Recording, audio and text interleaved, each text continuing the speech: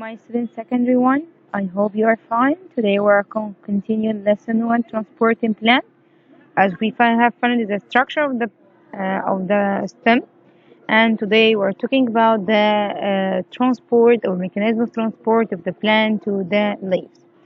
Of course, to transfer the water or salts or mineral salts from plant root to the leaves, we must have a xylem or have vessels. And these vessels is what's called xylem vessels. These xylem vessels, they are a transverse wall, have been completely dissolved and the cell become one tube as due to the compressing of the cell and become there is a pit between the cells and there is a cytoplasmic streams that found or pass from one cell to another. At the same time, the cellulose wall has become thickened by lignin to be hard one and to be impermeable to allow the water and solute to impermeable for the water and solute to pass.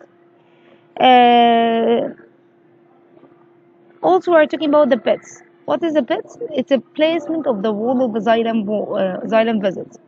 They are left without thickening to allow the water to pass from inside the cells, and it permits the water to pass inside the vessels to outward, and is not lignified one. And the thickness of the vessels, it's a lignin, is thickened by lignin to be more hard, and we have a different forms of strand. The form of strand, we have different forms of strand, maybe annular like this one, annular, or spiral. Function of lignin, the strand they help to support the vessel and prevent the collapse of its wall. Of course, the lignin it supports the vessel and make it very hard and prevent the collapse of the wall and make it very strong and hard. The other part that found is called tracheids, found inside the xylem, and tracheids is part of the xylem. It's also results from the cells that are near to the xylem vessel. It helps to transportation and they are similar to the vessel except they appear in transverse section in pentagonal or hexagonal form. Here, look, it appears as pentagonal or hexagonal form, but it's look like or it do the same function of the vessel.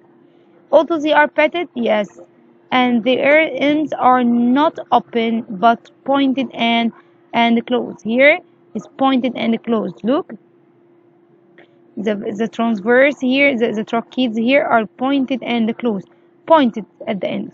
It's not up. Okay, here we're talking about the factors that are responsible for absence of the sap. We have root pressure theory, we have imbibition theory, we have capillary theory, and we have transpiration pool cohesion adhesion theory. We have fourth theory. It's explain how it's responsible to absorb or to transport the water according to from part to another part. Root pressure theory.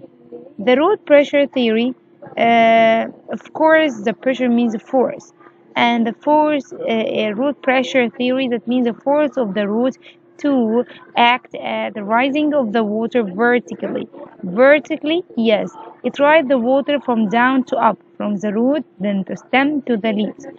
Maybe for short distance or maybe for long distance. And this occurrence of the roots, what done by the roots is called pressure or root pressure. And that happens due to the presence of continuous and direction of the absorption of the water from soil through the osmotic pressure. We said it before. The absorption done by osmotic pressure, osmosis, and also transmission of the water that occurs by osmosis from high concentration of water to low concentration of water. And the rising of the water by the root pressure stop at a certain level. Why they stop at a certain level? Because the opposing of the pressure of the water column in the xylem vessel has become equal to the root pressure. So the xylem vessel equal root, so stop transferring or transporting of the water. And there's a direct evidence for the pressure of the root root pressure. Yes, there is a direct evidence that the presence of the root pressure. How? As you know, the gyotation, we took the gyotation before. It's look like the transpiration one. Gyotation phenomenon is the extruding of the water from the stem when a plant stem is cut very near to the soil, so it's called gyotation, or loss of the water through the stump or through the cut of the plant stem. And the glycation is direct evidence for the presence of root pressure, as if the water loss, that means need more water, that means its ability have ability to rise more water to go here. It's a root pressure theory that the water move from epidermis, then the cortex, then endodermis, then pre-cycle, then the xylem, and up to the from the root to the stem to the leaves. After that, we have a disadvantage of the root pressure theory. Yes, root pressure theory, it can't explain the ascent of the water to high levels. Cannot be used to high levels of the tall trees.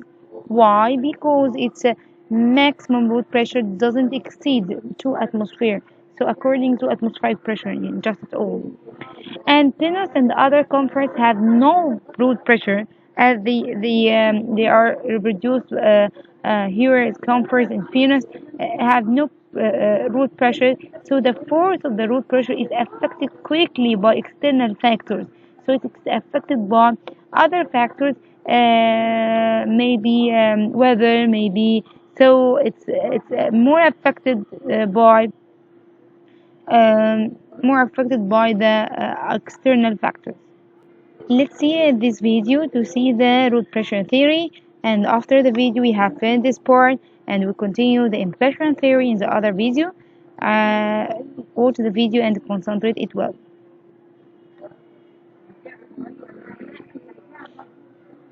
Root pressure theory.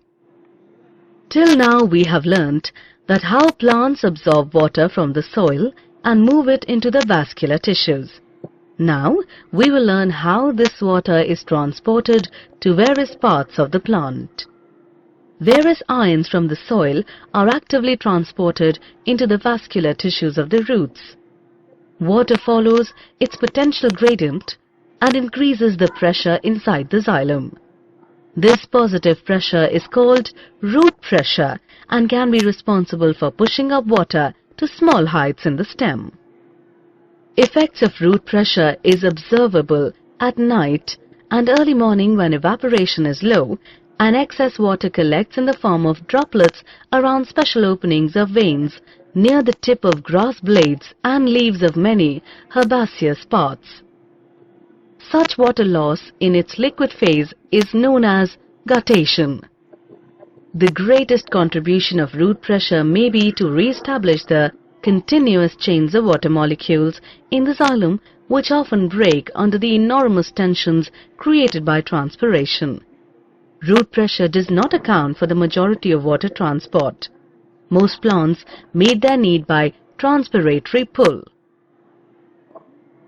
Thank you guys. I hope you understand this video.